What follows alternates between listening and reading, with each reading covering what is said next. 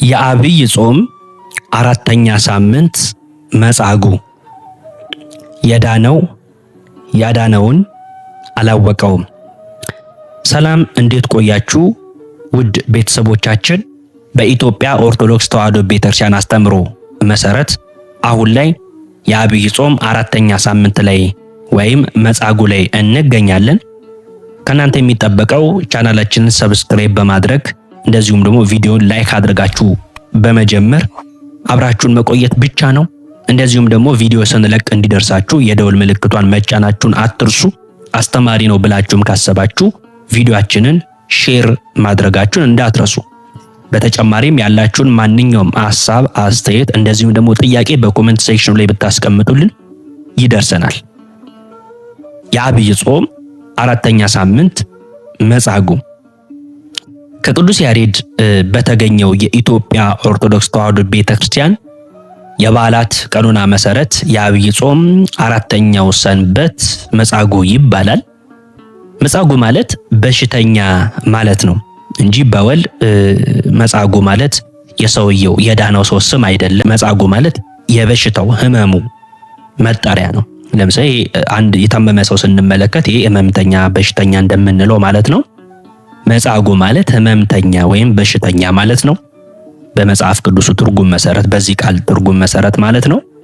እንግዲህ በዚህ ዕለት ጌታችን በቤተ ስዳ፣ አሁን ብዙዎቻችን በቤተ ሳይዳ ነው የምንለው፣ እሱን እንመለከቷለን። በቤተ ስዳ መጻጉዕን ማዳኑን ቤተክርስቲያን ትሰብካለች። ለ38 ዓመት ያህል የፈውስ ተስፈኛ ሆኖ በመጠመቂያው አጠገብ የኖረ መጻጉዕን በአልጋው ተኝቶ ሳለ ደዌው እንደጠናበት ፈውስ እንደዘገየበት አይቶ አዎን እንደሚለው እያወቀ መጻጉዕን ልትድን ትወዳለህን ብሎ ጠይቆታል። መጻጉዕም ሰው የለኝም በማለት የመዳን ጉጉቱን ከወዳጅ አልባነቱ ጋር ገልጦታል። ጌታችንም ተነስና አልጋን ተሸክመ ሂድ፣ ወዲያውኑም አፈፍ ብሎ በፍጥነት ያን ሁሉ ዘመን የተሸከመችውን ጠንካራ አልጋ ተሸክሟት እንደሄደ በዮሐንስ ወንጌል ምዕራፍ 5 ከቁጥር 1 እስከ 5 ሄዳችሁ ስታነቡ እንግዲህ ታገኛላችሁ ማለት ነው። ጌታችን እንግዲህ መጻጉዕን ተነስተ አልጋን ተሸከመ ሂድ ያለው ስለ ሁለት ነገር ነው። ጌታችን መድኃኒታችን ኢየሱስ ክርስቶስ መጻጉዕን ወይም ህመምተኛውን ሰው ተነስተ አልጋን ተሸክመ ሂድ ብሎታል ስለ ሁለት ምክንያት።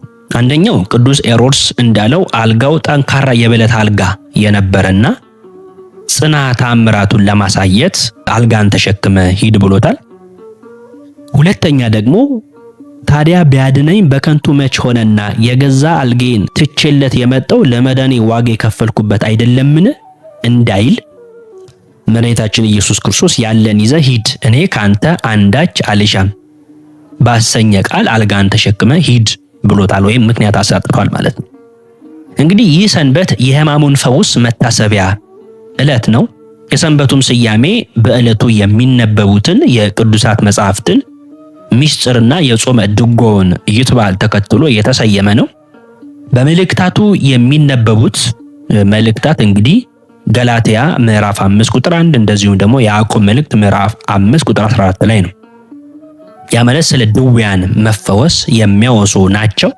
ከሐዋርያት ሥራም የሚነበቡ እንዲሁ አሉ። የሐዋርያት ሥራ ምዕራፍ 3 ቁጥር 1። የዕለቱ ምስባክ ደግሞ እንዲሁ የድውያንን መፈወስ የሚሰብክ ሲሆን እግዚአብሔር በደዌው አልጋ ላይ ሳለ ይረዳዋል፣ መኝታውንም ሁሉ ከበሽታው የተነሳ ይለውጥለታል። እኔስ አቤቱ ይቅር በለኝ አንተን በድያለሁና ለነፍሴ አስተሰርይላት ወይም ይቅር በላት አልኩ ብሎ መዝሙረኛው ዳዊት በመዝሙር 40 ቁጥር 3 ላይ ይነግረናል። እስቲ አሁን ደግሞ ጌታችን መድኃኒታችን ኢየሱስ ክርስቶስ መጻጉዕን የፈወሰበትን ቦታ እንመልከት። ቤተ ሳይዳ ወይስ ቤተ ስዳ? የቱ ነው የሚባለው? ቤተ ስዳ። ቤተ ስዳ በአይሁድ ግዛት ከሚገኙና ጌታችን ኢየሱስ ክርስቶስ ተአምራቱን ከፈጸመባቸው ስፍራዎች አንዷና ዋነኛዋ ናት። ቤተ ሳይዳ ደግሞ በገሊላ አውራጃ የምትገኝ ከተማ ነበረች። መጽሐፍ ቅዱስ በይሁዳ ኢየሩሳሌም በበጎች በር አጠገብ ያለችዋን ቤተ ስዳን ወይም በኢየሩሳሌም በበጎች በር አጠገብ ወይም በዕብራይስጥ ቤተ ስዳ የምትባል አንዲት መጠመቂያ ነበረች፣ 5ም መመላለሻ ነበረባት ይለናል የዮሐንስ ወንጌል ምዕራፍ 5 ቁጥር 2 ላይ። በገሊል የምትገኘዋን ቤተሳይዳን ደግሞ እንግዲህ ቤተስዳን ነው ከላይ ያልኳችሁ፣ ቤተስዳን ማለት ነው። ቤተሳይዳ ደግሞ እነርሱም ከገሊላ ቤተሳይዳ ወደሚሆን ወደ ፊልጶስ መጥተው ጌታ ሆይ ኢየሱስን ልናይ እንወዳለን ብለው ለመኑት። በዮሐንስ ወንጌል ምዕራፍ 12 ቁጥር 21 ላይ ማለት ነው። ቤተስዳና ቤተሳይዳ የተለያዩ ቦታዎች ከመሆናቸውም በተጨማሪ የስማቸውም ትርጉም እንዲሁ የተለያየ ነው። ቤተስዳ ማለት ቤተ ሳህል፣ የጸጋ የምህረት ቤት ማለት ሲሆን በግሪኩ ቤተዛታ ወይም ቅልንብትራ ትባላለች። ቤተስዳ ባለ 5 በር መመላለሻ፣ 5 አይነት ድውያን ፈውስን ከመጠመቂያው ውሃ ሲጠባበቁ የሚኖሩባት የጌታችን ማዳን የተገለጠባት ስፍራ ናት። የእግዚአብሔር መልአክ ውሃውን ሲባርክ ሲያናውጥ ቀድሞ የገባ የሚነጻባት፣ በዕለቱ ከአንድ በቀር ለሌላው ፈውስ የማይደገምባት ቦታ ነበረች። ለዚህም ነው ይህች ስፍራ መጠመቂያና መመላለሻ ያላት። በመሆኗም የምህረት ቤት የተባለችው እንደ ስሟ ትርጓሜ ቤተስዳ የተባለችበት ምክንያት የሰለሞን ቤተ መቅደስ አጠገቧ የሚገኝ ሲሆን ለቤተ መቅደሷ መስዋዕት የሚሆኑ በጎች ሁሉ በዚህ መጠመቂያ ሳይጠመቁ ወደ መስዋዕቱ ወይም ደግሞ መሰዊያ ቦታ አይቀርቡም ስለነበረ ነው። ኦሪት ዘሌዋውያን ምዕራፍ 9 ቁጥር 2 ላይ ጌታችን በቤተስዳ መዳንን ይጠባበቅ የነበረውን መጻጉዕን ፈውሷል ማለት ነው። በቤተስዳ መጠመቂያ ይፈጸም የነበረው ድህነት ምሳሌው እንዲህ ነው። ውሃውን ያናውጥ ይባርክ የነበረው መልአክ የቀሳውስት ምሳሌ፣ ውሃው የጥምቀት ምሳሌ፣ 5ቱ መመላለሻ እርከን፣ የ5ቱ አዕማደ ምስጢር፣ የ5ቱ ድውያን፣ የ5ቱ ጾታ ምዕመናን ምሳሌ ናቸው። ቤተስዳ በዕለተ ቀዳሚት የሚፈወሱ አንድ ሰው ብቻ ነበር። አንድ ብቻ መሆኑ አለመቅረቱን ሲያሳይ አለመደገሙ ደግሞ ፍጹም እንዳልነበረ ያሳያል። በአንጻሩ ደግሞ ቤተሳይዳ ማለት የማጥመጃ ቤት ወይም የአሳ ቤት የሚል ትርጉም ያላትን በተለይ ከሐዋርያት አሳ አጥማጆች ወንድማማቾች እና ቅዱስ ፊልጶስ የነበሩባት መንደር እንደነበረች የዮሐንስ ወንጌል ምዕራፍ 1 ቁጥር 45 ይነግረናል። ይህች ከተማ የአሳ ቤት የተባለችውም ከገሊላ ባህር ዳር የምትገኝ ስለሆነችና አሳ የሚያሰግሩ ሰዎች የሚነግዱባት ስለነበረች ነው። በዚህም በሞቀ ንግዷ የተነሳ ከተማዋ የተሰበከላትን ወንጌል ለመስማት ባለመቻሏ ጌታችን በተናገረው ትንቢት መሰረት እንግዲህ ከሌላዋ ከተማ ከኮራዚን ጋር አብረው ጠፍተዋል። የማቴዎስ ወንጌል ምዕራፍ 11 ቁጥር 21 ላይ መድኃኒታችን ኢየሱስ ክርስቶስን በቤተሳይዳም ድውያንን ፈውሷል። በማርቆስ ወንጌል ምዕራፍ 8 ቁጥር 22 ላይ ደን እንደምናነበው። አሁን ደግሞ እስቲ መጻጉዕ እንዴት ያዳነውን እንደረሳ ደግሞ እንመልከት። መጻጉዕ ግን ያዳነውን ረሳ፣ በሐሰትም መሰከረበት፣ ወደ ቀደመ ደዌውም ተመለሰ። መጻጉዕ ያዳነውን ረስቷል።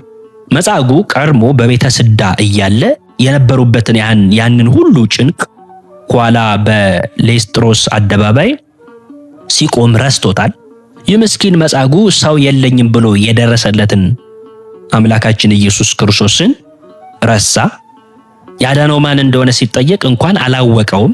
ወንጌላዊውም የዳነው ያዳነውን አላወቀውም ብሎ ይናገራል። ዮሐንስ ወንጌል ምዕራፍ 5 ቁጥር 13 ላይ በምኩራብ አግኝቶት ያዳነውን እንዳወቀውም ሄዶ ለአይሁዳውያን ያዳነኝ እርሱ ጌታ ኢየሱስ ነው ብሎ ነግሯቸዋል። ጌታችን መጻጉዕን ልትድን ትወዳለህን ያለው አስፈቅዶ ለማዳን እንዲሁም በዕለተ ዓርብ አድነኝ ሳልለው አድኖኝ እንዳይል ሲሆን፣ መጻጉዕ ግን ሰው የለኝም ያለው ያድነኛል ብሎ ሳይሆን ወደ መጠመቂያው ያደርሰኛል ወይም ከሚከተሉት አንዱን አዞ ወደ መጠመቂያው እንዲያደርሰኝ ያደርጋል ብሎ ነበረ። አንድ ሊቅ ይህንን ታሞ የተነሳ ፈጣሪውን ረሳ የተባለለትን መጻጉዕንና በሐሰት የተከሰሰውን ይቅር ባይ አምላኩን እያደነቀ በጉባኤው ቃናው እንዲህ ተቀኝቷል። መጻጉዕ ከሚስቱ ከደዌ ጋር ይታረቅ 30 ዓመታት ከእርሱ ጋር ኑራለችና 30 ዓመታት የሚለው በውስጡ ተገኘ 38 ዓመት ነው። ለብዙ ዓመታት አብረው የኖሩ አብረው የኖሩ ባልና ሚስት ሲፋቱ ከናፍቆት የተነሳ መለያየቱ እንደሚከብዳቸውና ተመልሰው እንደሚታረቁ ሁሉ ከዚህ የባሰ እንዳያገኝ ዳግመኛ አትበድል ተብሎ ከጌታ ማስጠንቀቂያ የተሰጠው መጻጉዕም ያዳነውን ጌታ በጥፊ መጥቶ ዳግመኛ ወደ 38 ዓመት የአልጋ ወዳጁ ደዌ ተመልሶ ከእርሷም ጋር መታረቁን እንግዲህ የቅኔውን ሚስጥር ያስተምረናል ማለት ነው። ጌታችን መጻጉዕን ከደዌው ነፃ አውጥቶታል። እርሱ ግን ከደዌው ተለይቶ መኖር ከብዶት ተመልሶ ታረቃት። ኋላም በአውደ ምኩናን የሐሰት ክስ የቀረበበትን ጌታችንንና አምላካችን ኢየሱስ ክርስቶስን ቀድሞ ወደ መጠመቂያው እንኳን ለመቅረብ አቅም ያልነበረው ዛሬ ግን አልጋ ለመሸከም በበቃውና ያለተረፈ ደዌ በጸናው ኃይሉ የጌታውን ጉንጮች በጥፊ የመምታት ጉልበትና ድፍረት አግኝቷል ማለት ነው። ለዚህ ነው መጻጉዕ ያዳነውን ረሳ፣ ያዳነውን ረሳ የተባለው። አምላከ ምሕረት የክብር ጌታ ቀድሞ ከዚህ የጠናው ስለ ደዌ ሥጋ ፈንታ ደዌ ነፍስ እንዳያገኝ ዳግመኛ እንዳትበድል ብሎት በዮሐንስ ወንጌል ምዕራፍ 5 ቁጥር 14 ላይ ያለውን ዘንግቶ እንግዲህ ደዌ ዘኃጢአት ጠርቶ ተወዳጃት። በዕለተ ዓርብ የጌታውን ጉንጮች የጸፋት እጁም ደርቃ ቀርታለች ማለት ነው። ሌላው ደግሞ እስቲ የዐቢይ ጾም አራተኛ ሰንበት እኛም የታመሙትን መጎብኘት እንዳለብን የምንማርበት ትምህርት እንደሆነ እንመልከት። እንግዲህ ይህ ሳምንት መጻጉዕ ጌታችን ድውያንን ስለመፈወሱ የሚነገርበት፣ እኛም ባለን አቅም በነፍስ በስጋ የተቸገሩትን ሁሉ መርዳትና ማገዝ እንዳለብን የምንማርበት ሳምንት ነው። ሕማሙን መጠየቅ፣ የታሰሩትን መጎብኘትና ማስፈታት፣ የተራቡትን ማብላት፣ የተጠሙትን ማጠጣት፣ የታረዙትን ማልበስ፣ ያዘኑትን ማረጋጋት ከጌታችን የተማርናቸውን ክርስቲያናዊ ምግባራት ናቸው። ይህን በማስተዋል የሚያስፈልገንን ሁሉ የሰጠንንና ከክፉ ነገር የጠበቀንን አምላክ ውለታውን እያሰብን ልናመሰግነው ይገባል። እንግዲህ መጻጉዕ መጀመሪያ የነበረበት ደዌ ሥጋ ነበር። ይህንንም ለስም አጠራሩ ክብር ይግባውና ጌታችን ኢየሱስ ክርስቶስ አርቆለታል፣ ድውዩን አድኖለታል። ይሁንና በጌታችን ስቅለት ከአይሁድ ጋር በመተባበሩ ያዳነውን ባለማመኑ ግን ደዌ ነፍስ አገኘው። እኛም እንደ መጻጉዕ ደዌ ነፍስ እንዳያገኘን ያዳነንን አምላካችንን ልናውቀው፣ ልናምነው፣ በሕጉና በትእዛዙም ልንሄድ ያስፈልጋል። ያን ጊዜ ከደዌ ነፍስ እንድናለን። ያንን ተስፋ ያልነበረውን በሽተኛ ከደዌ ሥጋው ፈውሶ ሕይወትን የሰጠው አምላክ እኛንም በውስጥ በአፋ ካለብን ደዌ ሥጋና ደዌ ነፍስ እንዲፈውሰን እንግዲህ ቁስለ ኃጢአታችንን እንዲያርቅልን በሕይወት በጤና እንዲጠብቅን የእርሱ ፈቃድ ይሁንልን። እንግዲህ ይህ ሳምንት የሚያስተምርን ብዙ ነገር አለ። መጻጉዕ ሕመምተኛ ወይም በሽተኛ ነበረ። ያውም ለ38 ዓመታት ያክል በአልጋ ቁራኛ በደዌ ዳኛ ተይዞ በቤተ ስዳ በተባለችው መጠመቂያ 5 መጠመቂያ በሮች ያሏትን ቤተ ስዳ ግን ይሄ መጠመቂያው መጻጉዕ የተጠመቀበት ቦታ እንደሆነ እንግዲህ እንመለከታለን ማለት ነው። ታዲያ ይሄ ሰው ምንም እንኳን 38 ዓመት ታሞ ጌታችን መድኃኒታችን ኢየሱስ ክርስቶስ ደርሶለት ቢያድነውም አስቡት 38 ዓመት ታሞ ከተኛበት ደዌ አድኖት ተፈወስ ብሎት እንግዲህ አድኖታል። ግን ይሄ ሰው ያዳነኝ እሱ ነው ብሎት ጭራሽ ከሶት ከመክሰስም አልፎ በጥፊ መጥቶታል ማለት ነው። ግን እጥፍ ድርብ የሆነ ሕመምና በሽታ ውስጥ እንደገባ ከዚህ አሁን ካነሳውላችሁ ታሪክ እንመለከታለን። እኛስ ስንቶቻችን ነን ብዙ ውለታ ለዋሉልን ሰዎች፣ ብዙ ነገር ላደረጉልን ሰዎች መልሰን ክፉ የምንከፍል እና ከመጻጉዕ የምንማረው ብዙ ተአምር አለ። በዛውም ልክ ደግሞ ጌታችን ያስተማረን አንድ ነገር አለ። እሱም ምንድነው? ለሰው መልካም መሆን ወይም ደግሞ የታመሙትን መጠየቅ፣ የታረዙትን ማልበስ፣ የተራቡትን የተጠቡትን ማብላት ማጠጣት እንዳለብን እንግዲህ ከጌታችን እንማራለን። ስለዚህ በኢትዮጵያ ኦርቶዶክስ ተዋሕዶ ቤተክርስቲያን መሰረት አሁን ያለንበት ሳምንት የዐቢይ ጾም አራተኛ ሳምንት መጻጉዕ የሚባለው ላይ ነን። ትምህርት በደንብ ተመራችሁበታል ብዬ አስባለሁ። ስለነበረን ጊዜ አምላካችን የሁሉ እግዚአብሔር ስም የተመሰገነ ይሁን። ውድ ኦርቶዶክሳውያን፣ እስከዛው ግን ቻናላችንን ሰብስክራይብ ማድረጋችሁን እንዳትረሱ። እንደዚሁም ደግሞ ቪዲዮ ስንለቅ እንዲደርሳችሁ የደውል ምልክቷን መጫናችሁን አትርሱ። እኛን ያበረታታናልና ቪዲዮአችንን ስትጀምሩት ላይክ አድርጉልን በተቻላችሁ አቅም። እንደዚሁም አስተማሪ ነው ብላችሁ ካሰባችሁ ይህንን ቪዲዮ ብዙ ሰዎች ጋር ደርሶ እንዲማሩበት ሼር፣ ኮፒ ሊንክ አድርጉልን። ወስብሐት ለእግዚአብሔር ወለወላዲቱ ድንግል ወለመስቀሉ ክቡር። ይቆየን።